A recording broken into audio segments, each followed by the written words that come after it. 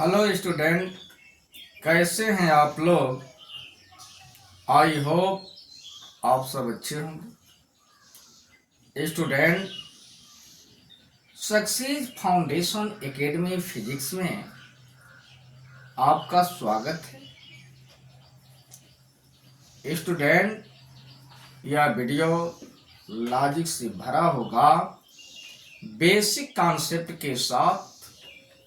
आज की हम लोगों की हेडिंग है अवतल दर्पण द्वारा प्रतिबिंब का बनना। इंग्लिश होगा formation of image by concave mirror. इसमें आप फर्स्ट पॉइंट आप देखिए, जब वस्तु अनंत पर स्थित हो।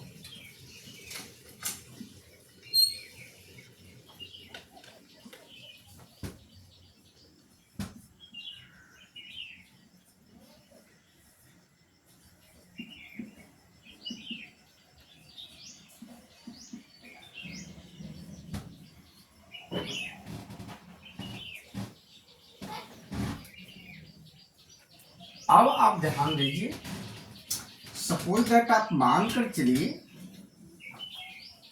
यह आपका अवतल दर्पण है।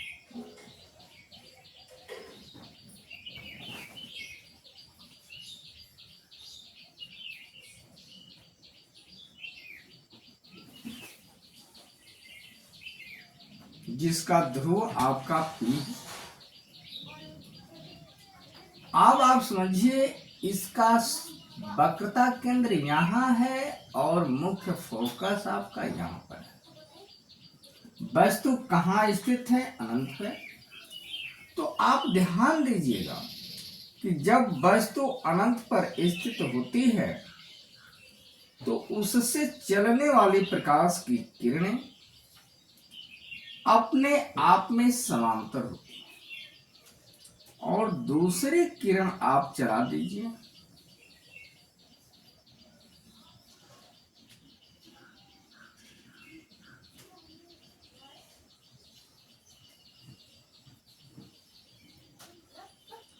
अब इसके बाद आप ध्यान दीजिएगा, यह किरण मुख्य फोकस से होकर जा रही है, और मुख्य फोकस से होकर जाने वाली जो किरणें होती हैं वह दर्पण से परावर्तन के बाद मुख्य अक्ष के समांतर हो जाती है। तो आप सपोज दैट कल्पना करिए कि इधर आपकी वस्तु AB है, तो इसका प्रतिबिंब A1 B1 बनता है, जो कहां बन रहा है? मुख्य फोकस में। तो यह चीज आपको समझ में आ गया होगा कि जब वस्तु अनंत पर स्थित होती है तो उसका प्रतिबिंब मुख्य फोकस पर बनता है, जो वास्तविक होता है, उल्टा होता है और आकार में वस्तु से बहुत छोटा होता है। तो इसका स्टेटमेंट आप लिख लीजिए कि जब वस्तु अनंत पर स्थित होती है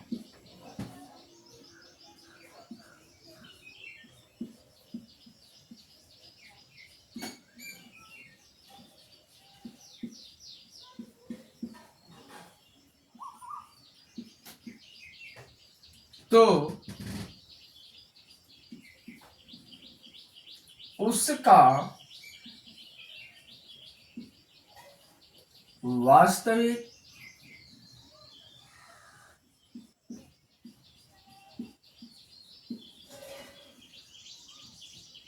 उल्टा तथा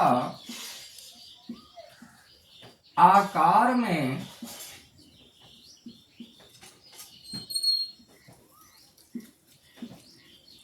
वस्तु से बहुत छोटा प्रतिबिंब है।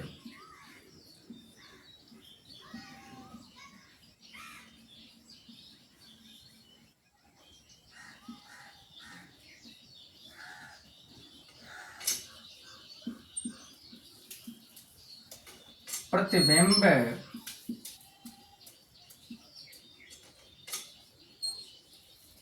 मुख्य फोकस पर बनता है।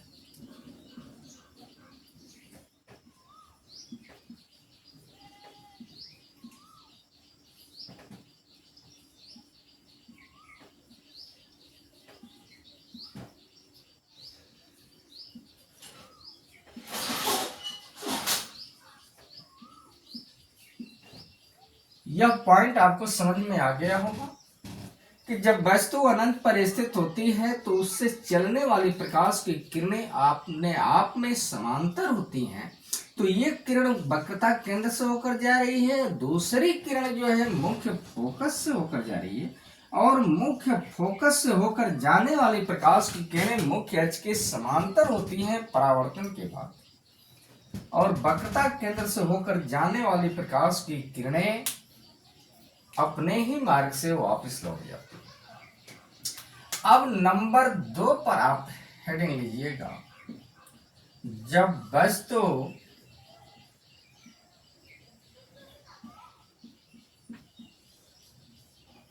अनंत तथा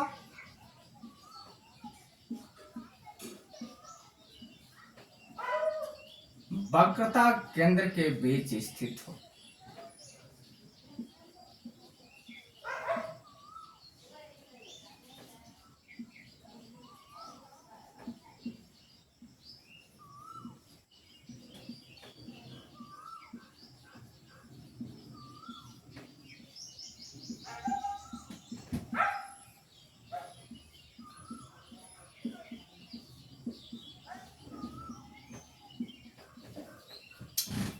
आप ध्यान दीजिएगा, आप सबसे पहले डायग्राम समझिए। यह आपका अवतल दर्पण है,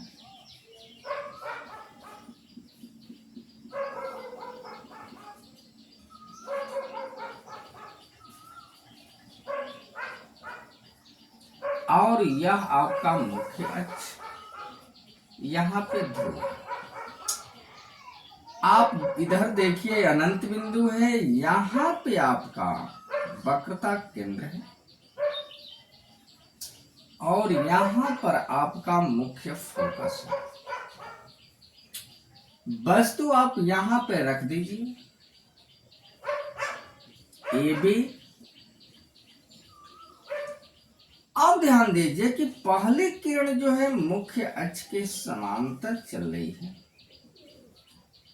और मुख्य अक्ष के समांतर चलने वाली किरणें दर्पण से परावर्तन के बाद मुख्य फोकस से होकर गुजरती है। तो यह किरण आपका मुख्य फोकस से होकर गुजर रही है, और दूसरी किरण आप चला दीजिए वक्रता केंद्र से,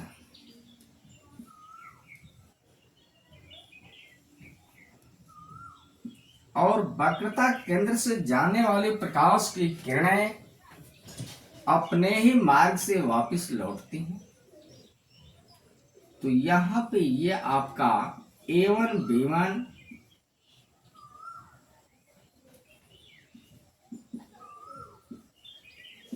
प्रतिबिंब बन रहा है। अब आपको समझ में आ गया होगा कि जब वस्तु को अनंत और वक्रता केंद्र के बीच रखा जाता है तो उसका प्रतिबिंब वास्तविक बनेगा, उल्टा बनेगा, आकार में वस्तु से छोटा बनेगा, और कहाँ वक्रता केंद्र और मुख्य फोकस के बीच बनता है। तो आप ध्यान दीजिएगा, जब वस्तु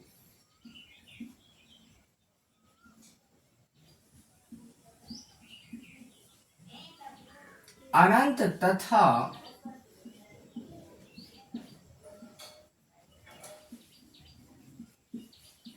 वक्रता केंद्र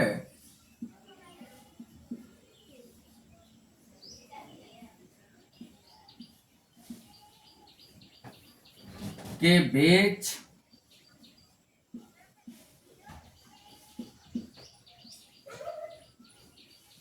स्थित होती है,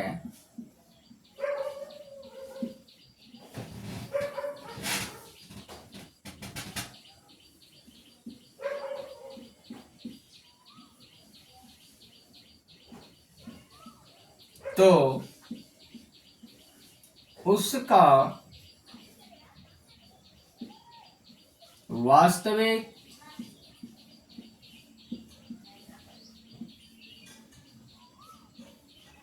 उल्टा तथा आकार में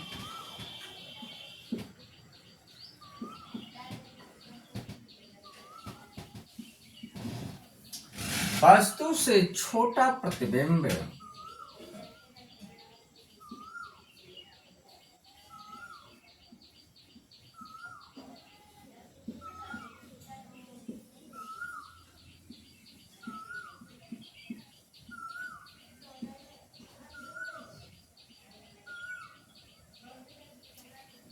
वक्रता केंद्र तथा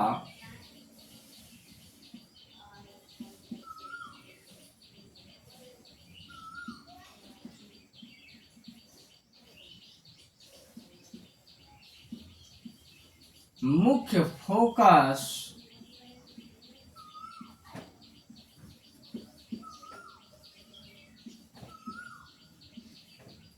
के बीच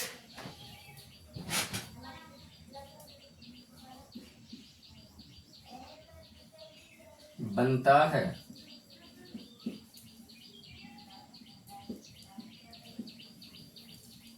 यहां तक आपको समझ में आ गया होगा, आप नोट कर लीजिए।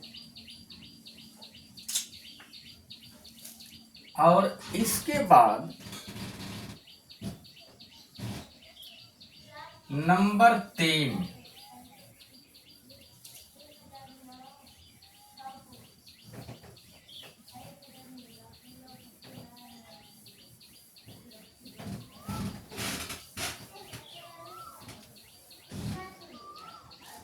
पर आप ध्यान दीजिएगा, जब वस्तु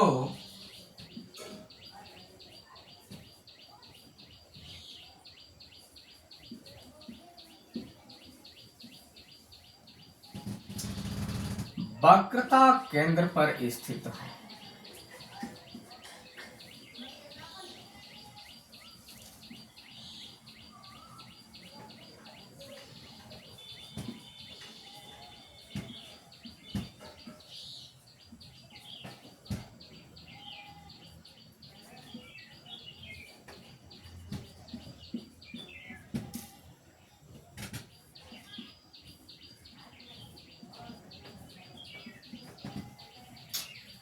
अब आप ध्यान दीजिएगा, यह आपका कोई अवतल दर्पण है